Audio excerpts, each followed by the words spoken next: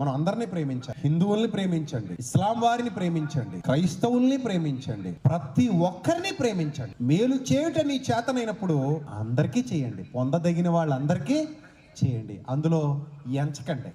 యూదుడని, Greece దేశస్థుడని, Hindu అని, ముస్లిం అని, sick అని, జైనుడని, బౌద్ధ మతానికి చెందినవాడని, లేకపోతే మరొకడని ఎంచకండి.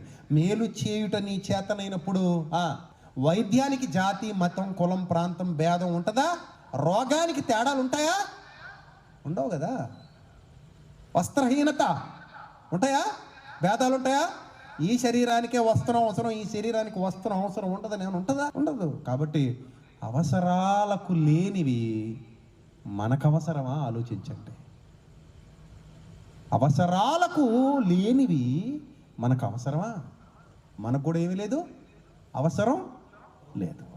కాబట్టి